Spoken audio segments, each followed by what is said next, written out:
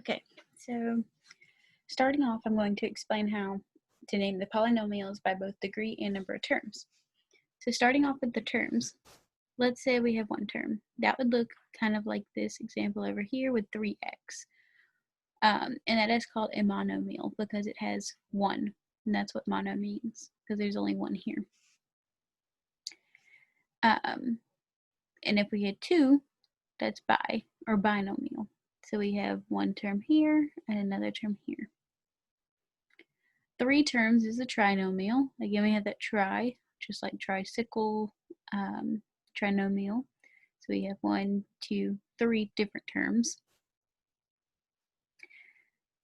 And then for 4, we just call that a polynomial of 4 terms. So we have 1 term, 2 terms, 3 terms, 4 terms in this example. And again, we can just say if we went up to 5, it's a polynomial of 5 terms.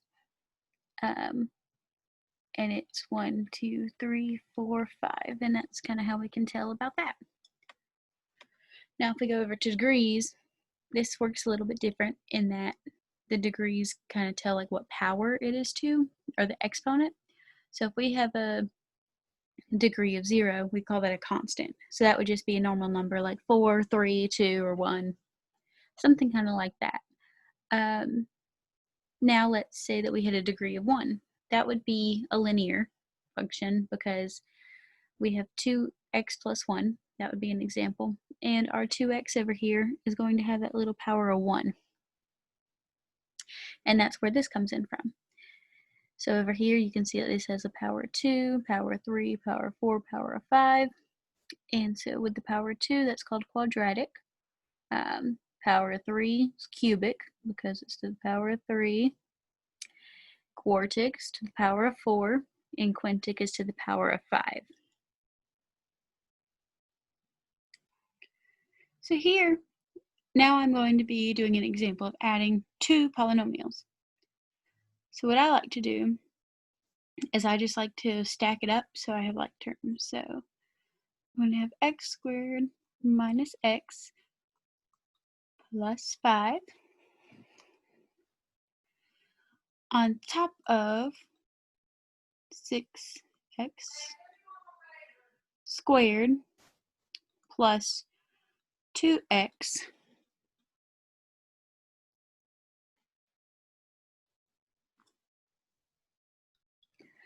Okay, so now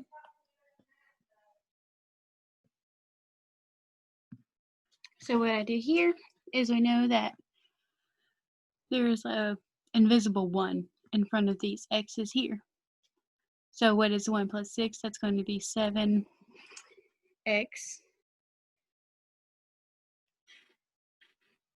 squared plus x, because we're subtracting 1 from 2.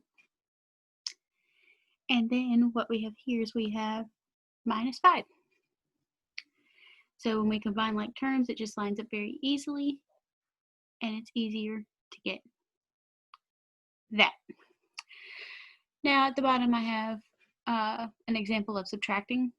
So this was the first equation, and what I did was I just distributed out this negative 1 here, because as you know this would be like a negative 1, because again that 1 is always invisible. And I distributed this out into each of these, and then that's how I got this down here, so it's easier to work with.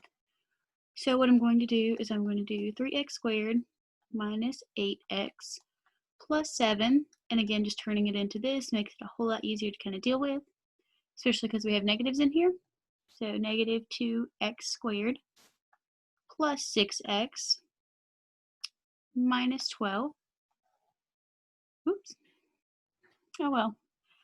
So we have x squared minus 2x minus 5. And that is our answer for this equation. And then in the next video, I will do these other 2 things.